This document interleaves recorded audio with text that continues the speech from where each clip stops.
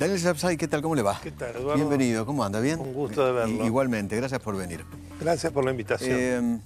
Que De Sousa y Cristóbal López estén detenidos otra vez, ¿a usted lo deja un poco más tranquilo? ¿Se subsanó algo? Yo creo que sí, porque era muy grave lo que habían hecho los jueces Ballestero y Fara. Sobre todo porque la recarotelización llevó a desconocer lo que Casación ya había dicho. Es decir, había claramente dicho que era una defraudación fiscal, no una evasión impositiva. Claro. Lo cual, la primera implicaba, obviamente, prisión, la otra como alguien que debe al fisco y tiene que pagar.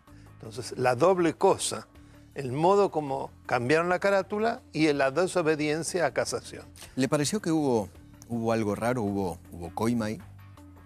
Es muy difícil decirlo, ¿no es cierto?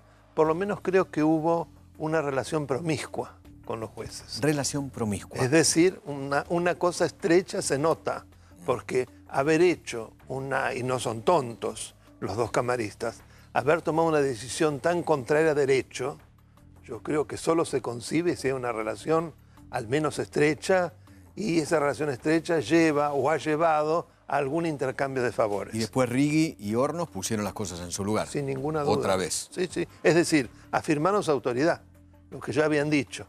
Y que fue en realidad como una suerte de trampa, porque se habló, en la Cámara había dicho la competencia cuando tuvo que decidirla, habló la Cámara de Casación y claramente estableció que era precisamente lo federal penal. Y lo que hacen en cambio, con recaratulando y cambiando el delito, en realidad es lo mismo, pero para quien no sabe, son dos cosas diferentes, ¿no? Daniel, ¿usted votó a Macri? Yo voté a Macri. ¿Se Sí, siente sí. defraudado? Yo creo que es una situación sumamente difícil. Evidentemente hay errores que se han cometido. ¿Políticos o económicos? ¿O ambos? Yo creo que ha fallado mucho la comunicación, lo que precisamente decía D'Alessio.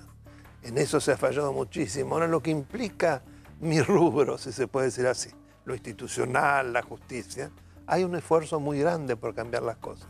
Con enormes dificultades también, porque casi todo hay que hacerlo por ley. Exactamente. Y las leyes, obvio, pasan por el Congreso. Y en el Congreso hay minoría. Pero, no obstante ello, se han hecho algunas cosas y sé que se está trabajando para cambiar muchas otras. Y el clima desde el goce de los derechos. Yo creo que es el clima de un gobierno democrático que respeta la opinión diferente. Sí, totalmente. Que Hay ha puesto una en plena marcha libertad de prensa, plena Exacto. libertad de expresión, la verdad. Sí, y digamos todos los derechos individuales. No se ha afectado el derecho de propiedad, la libertad de trabajo y podríamos O sea, usted no se cree seguir. esta historia que dicen, por ejemplo, los kirchneristas que son unos perseguidos políticos, De unos ninguna presos manera. políticos. No, yo creo que son políticos presos, que es otra cosa. Es otra cosa distinta. Pero fíjese que esto también lo escuchábamos de los militares genocidas. Claro. Que decían, es una persecución política.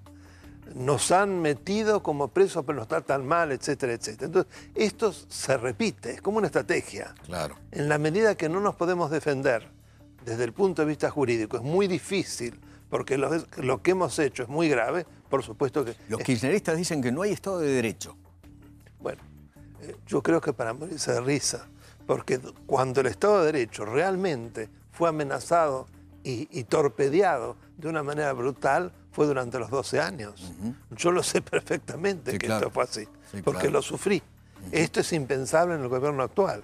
Entonces, yo creo que esto hay que valorarlo, porque si nosotros observamos nuestra evolución institucional, no muchas veces tuvimos gobiernos democráticos. Han sido prácticamente excepciones.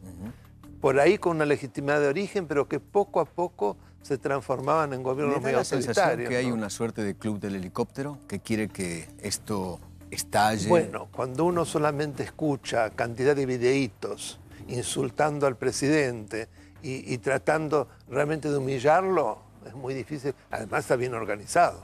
Cada día hay uno nuevo. Sí. Bueno, eso evidentemente es un club del helicóptero. Ahora, yo entiendo que para la gente del común, e inclusive quien lo ha votado, es muy difícil la situación, porque la situación económica es grave. Yo no sé nada de economía, escuchaba con mucho interés Pero usted siente a los eso, economistas. Que la situación económica es grave. Y sí, evidentemente, porque yo tengo una situación privilegiada. Entonces hablo desde otro lugar. Pero el poder adquisitivo estoy convencido que ha bajado. Esto es una realidad. La inflación, claro, que no para, es el gran impuesto de los pobres. Exactamente. Que quienes están en mejor situación, bueno, tendrán que pagar un poco más las tarifas. ¿Le da la sensación que este gobierno le falta un poco de sensibilidad social, de roce social? Es contradictorio, porque si uno observa, es el gobierno que ha puesto mayor dinero en toda la ayuda y asistencia a los vulnerables, la cantidad enorme de planes, que es lo que en gran parte, creo yo, acentúa el déficit fiscal.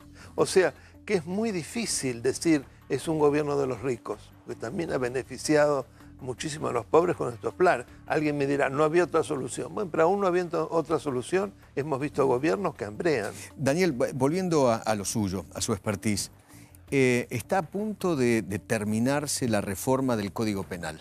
Sí. Un trabajo espectacular, excelente del doctor Borinsky. Sí, y un equipo. Y un equipo. Pero liderado por el doctor Borinsky. ¿Qué le parece?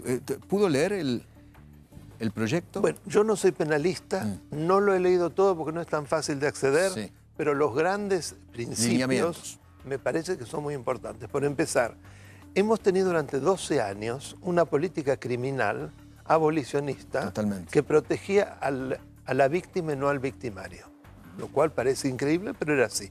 Yo siempre doy un solo ejemplo. Protegía al victimario, sí. Al victimario más que a la víctima. Sin ninguna duda. Okay. Pero fíjese, por poner solo un ejemplo de esto que realmente lo demuestra así. El victimario, desde el momento en que llegaba a la cárcel, tenía un defensor oficial y toda la protección del aparato estatal. La víctima no.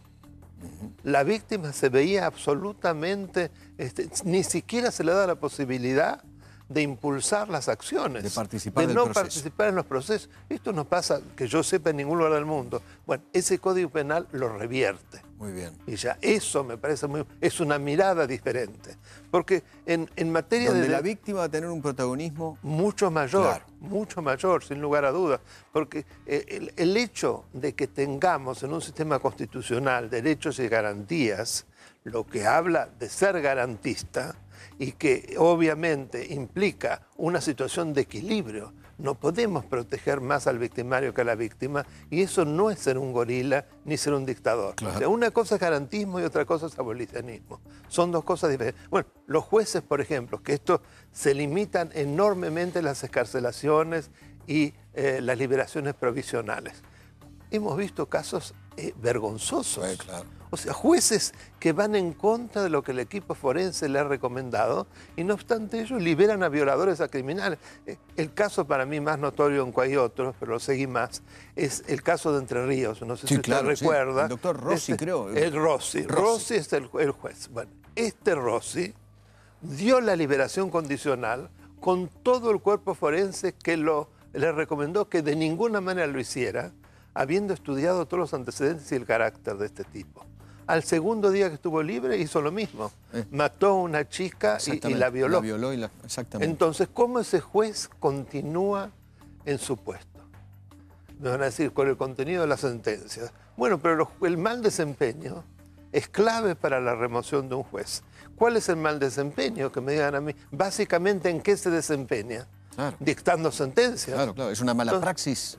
Pero típica. Absoluta, y si bien es un dictamen del cuerpo forense que no lo obliga, en este caso es obvio que no se puede hacer lo contrario, porque lo fundamental es lo que dice el psiquiatra, lo que dice el médico, etcétera, etcétera, lo que pasa son los expertos, siempre, y no se equivocaron. Siempre el podrá beneficiaba siempre al delincuente. Sin duda, todavía. Todavía. Y bueno, no se cambia de un día al otro. Además, piense usted, y acá yo sé que es un esfuerzo muy grande para modificar el sistema de designación de magistrados, que ha habido una extensión de las teorías zafaronistas o zafaronianas a gran parte del Poder Judicial y de los fiscales y también de los profesores de Derecho Penal. Por una cuestión muy sencilla, en los concursos, si no repetían como loros toda esta ideología, no entraban directamente. Esto es así. Yo lo he visto en mi facultad. Ahora, fíjese usted, este tipo, y lo digo con ningún requerimiento, ¿no? Sí, lo digo de Zaffaroni por el mal, a mi modo de ver, que ha hecho a la sociedad, a nuestra sociedad, la cantidad de muertos que ha provocado su prédica, además con esa altanería. Usted recordará que se descubrió que él tenía 8 prostíbulos. Sí, señor. Yo creo que es el único lugar del mundo de un juez, ya no hablemos ministro de la Corte, que se descubre que tiene prostíbulos, ni siquiera se investiga y sigue siendo juez de la Corte y luego de la Corte Interamericana. Y además se le hace un homenaje en mi facultad, en la Facultad de Derecho, donde fueron prácticamente todos los grandes penalistas del país. Una vergüenza. Pero esto es importante, no es por volver al pasado, pero no hay que olvidar y además hay que difundirlo. Entonces, ese código, a mi modo de ver, sin ser penalista, todas estas cuestiones las retrotrae y directamente acude a una modificación que es la contraria, como no debió de haber sido nunca de manera diferente. Ya me parece muy bien. Daniel, así como vamos, ¿le da la sensación que vamos por el camino correcto en lo político o nos estrellamos? Yo en lo político la verdad que no soy un especialista. No, pero como ciudadano. Lo que me sorprende es... Digo que Mirta ayer dijo que ella está arrepentida. No Sí. arrepentida, sino que está decepcionada. Decepcionada, sí. Decepcionada es Yo la no palabra, estoy... Puedo hacer Decepcionada. muchas críticas, pero no estoy decepcionado. Por lo que dije antes, que para mí es clave. Ok. Porque es el teatro de un país democrático. Entonces, eso lo consiguieron muy rápido. Claro. Entonces ya me parece un escenario... No veo del otro lado ninguno que me pueda garantizar eso. Claro.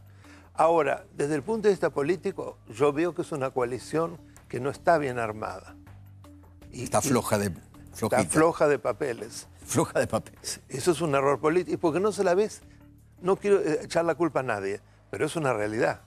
Pensemos que en los gobiernos de coalición, que generalmente no pasa en el presidencialismo, es excepcional. Son sobre todo el parlamentarismo. Exactamente. Pero caso de Italia, que ha vivido el sistema en coaliciones, ¿cuándo caían los gobiernos? Cuando las coaliciones empezaban a criticarse, los partidos que las integraban empezaban a criticarse a la luz del día. Yo no quiero pregonar que esto va a ser lo que va a ocurrir en la Argentina, pero habría que decirle, cuidado muchachos, que ya de por sí el escenario es muy duro, si todavía se pelean, vamos mal. Sí. Le agradezco infinitamente. Le Siempre agradezco a usted, me encanta un charlar con placer. usted. Bueno, le agradezco vamos mucho. a seguir charlando. Sí, claro, por supuesto. Muchas veces más. Daniel Sapsay, excelente abogado constitucionalista. Señores, nos vamos a una pausa y ya venimos.